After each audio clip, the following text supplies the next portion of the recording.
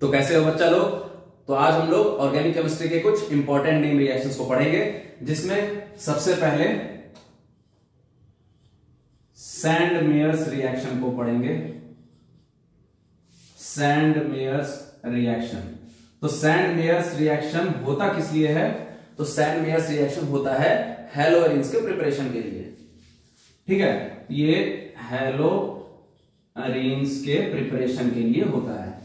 ठीक, इसमें क्या करते हैं कि किसी प्राइमरी एरोमेटिक अमीन जैसे एनिलिन को ट्रीट कराया जाता है सोडियम नाइट्राइट के साथ इन the presence of hydrogen halide, और टेम्परेचर रखा जाता है यहां पे 273 केल्विन से 278 केल्विन।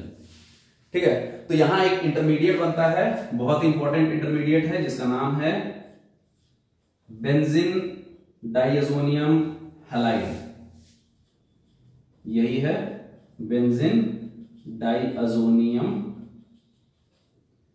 हैलाइड, जिसको फर्दर क्यूप्रस हैलाइड के साथ ट्रीट करते हैं in the presence of HCl to get haloarene, और साथ में रिलीज होता है नाइट्रोजन N2। ठीक है, अब यहां पर X, ध्यान देने वाला बात है कि X यहां पर होता है या तो क्लोरीन ले सकते हैं या फिर ब्रोमीन, तो X में भी क्लोरीन और ब्रोमीन। तो सेकेंड इंपॉर्टेंट नेम रिएक्शन है राइमर टाइमन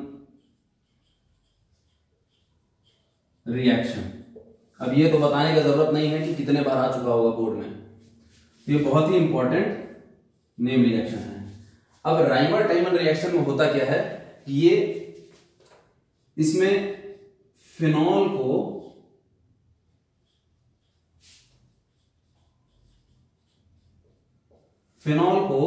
ट्रीट कराते हैं क्लोरोफॉर्म के साथ, जिसका फॉर्मूला होता है CHCl3। क्लोरोफॉर्म के साथ इन the presence of aqueous NaOH यानी सोडियम हाइड्रोक्साइड, जो होता है एक्सेस में। तो यहां पे जो प्रोडक्ट हमको मिलता है वो मिलता है सैलिसाइल एल्डिहाइड, यानी ऑर्थो पोजीशन पे CHO यानी कि एल्डिहाइड ग्रुप अटैच हो जाता है, इसी को कहते हैं सैलिसाइल aldehyde. So Reimer-Tiemann reaction is the reaction in which phenol is treated with chloroform in the presence of aqueous NaOH in excess to give salicyl aldehyde। तो फटाफट से इसका स्क्रीनशॉट ले लो। तो थर्ड जो इंपॉर्टेंट नेम रिएक्शन हमारे list में है वो है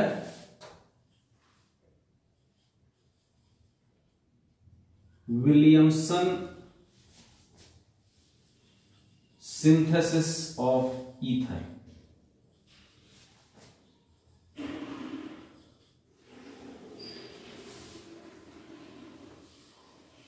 विलियमसन सिंथेसिस ऑफ ईथर, इसमें एल्काइल हैलाइड यानी कि RH को ट्रीट कराते हैं रोना से, मतलब RH प्लस रोना, रोने मतलब ना, रोना का मतलब यहां है सोडियम एल्कोक्साइड। तो ये हो गया अल्काइल हैलाइड RH, और RONA है सोडियम एल्कोक्साइड।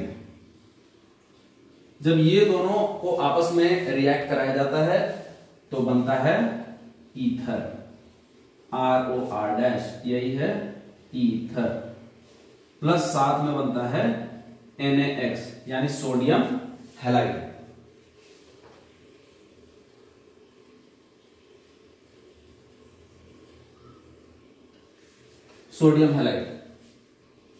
अब यहां एक इंपॉर्टेंट चीज है जो ध्यान देने वाला बात है कि अल्काइल हैलाइड को हमेशा प्राइमरी ही लिया जाता है, ऑलवेज 1 डिग्री, इसको हमेशा 1 डिग्री लेना है, यानी प्राइमरी अल्काइल हैलाइड ही लेना है, तभी जाकर के ईथर का फॉर्मेशन होगा।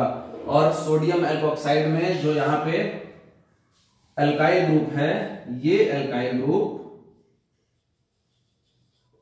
ये 1 डिग्री भी हो सकता है, यानी प्राइमरी भी हो सकता है, सेकेंडरी भी हो सकता है और टर्शियरी भी हो सकता है। ठीक है। फोर्थ रिएक्शन है Rosenmund reduction reaction. Rosenmund reduction reaction. इसमें किसी एसाइल हैलाइड जैसे कि यहां पर हम लोग लेते हैं बेंजोइल क्लोराइड को, ये है बेंजोइल क्लोराइड, तो किसी एसाइल हैलाइड जैसे कि यहां बेंजोइल क्लोराइड को लिया जा रहा है, उसका कराया जाता है हाइड्रोजनेशन, यानी addition of hydrogen in the presence of Lindlar's catalyst to give benzaldehyde। यही है रोजेनमंड रिडक्शन रिएक्शन। अब लिंडलर्स कैटलिस्ट होता क्या है? कई बार 1 नंबर वाले क्वेश्चन में ये भी पूछ देते हैं कि लिंडलर्स कैटलिस्ट होता क्या है। तो लिंडलर्स कैटलिस्ट होता है palladium supported over barium sulphate. ठीक है, तो लिंडलर्स कैटलिस्ट लेने का यहां पर मतलब क्या है? नॉर्मल हाइड्रोजनेशन भी तो कराया जा सकता है, लेकिन नॉर्मल हाइड्रोजनेशन कराने से कंप्लीट हाइड्रोजनेशन हो जाता है, और लिंडलर्स कैटलिस्ट लिया जाता है पार्शियल हाइड्रोजनेशन के लिए। ये लिया जाता है फॉर पार्शियल हाइड्रोजनेशन के लिए, पार्शियल हाइड्रोजनेशन, ताकि क्योंकि हमको यहां बनाना है एल्डिहाइड, इसीलिए। तो इसका भी फटाफट से स्क्रीनशॉट ले लो, फिर जो नेक्स्ट नेम रिएक्शन है उस पर बढ़ते हैं आगे। नेक्स्ट जो हमारा नेम रिएक्शन है वो है, इसको जरा पढ़ के बताना तुम लोग।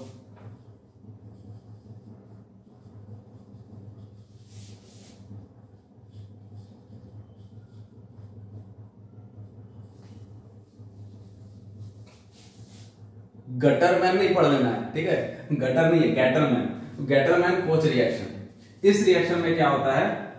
बेंजीन को ट्रीट कराया जाता है कार्बन मोनोऑक्साइड और HCl के साथ, यानी हाइड्रोक्लोरिक एसिड के साथ, इन the presence of anhydrous aluminium chloride यानी AlCl3, या इसके जगह पे ले सकते हैं क्यूप्रस क्लोराइड, एनहाइड्रस AlCl3 और क्यूप्रस क्लोराइड। तो यहां प्रोडक्ट हमको मिलता है बेंजल्डिहाइड।